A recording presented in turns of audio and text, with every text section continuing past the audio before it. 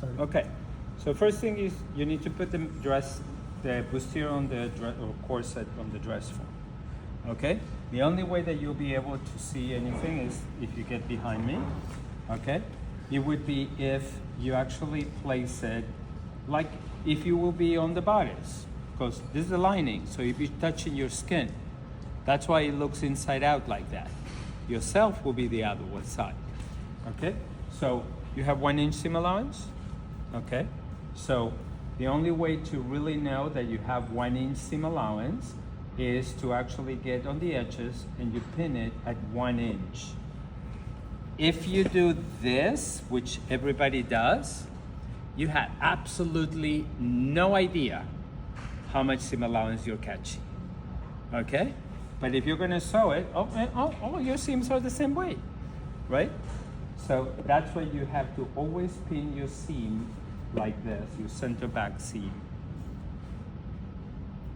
And why do we do this? Because the bust needs to be placed exactly where they are supposed to, right? You end up having one cup higher than the other. When you look at it and it says like, are you winking at me? Oh, or your breast, okay? You want them to be even. So once we have it in here, okay, we'll fix around it if we need to.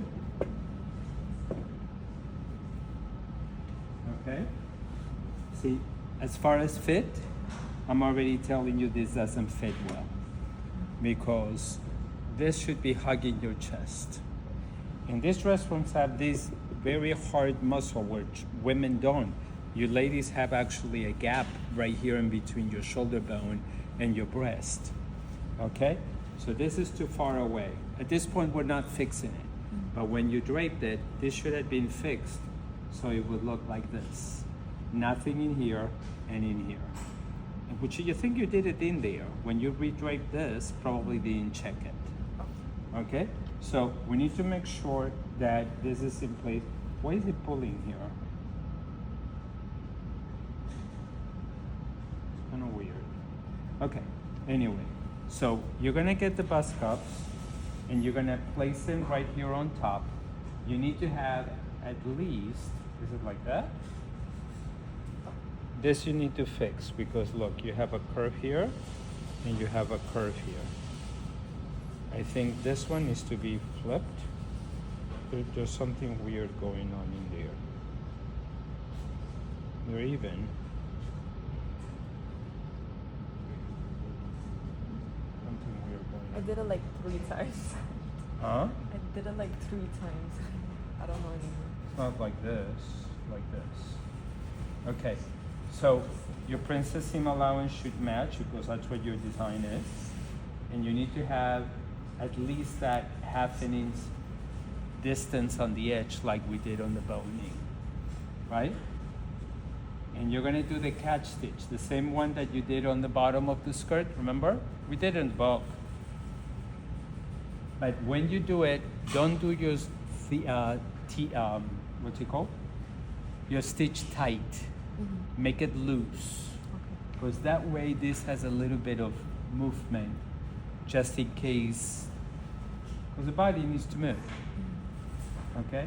And you're gonna stitch it all the way around. If you see it on the outside, it's okay, because this is the lining, right? See, this has the shape of the top. And make sure that you pin the bottom too, because you're going to sew it outside of the dress form. I mean, I know that a lot of people like to sew in the dress form. I think that's a little masochist, making your life a little bit too complicated. But you need to pin it enough so if you take it off, then it's not going to move for where it's supposed to.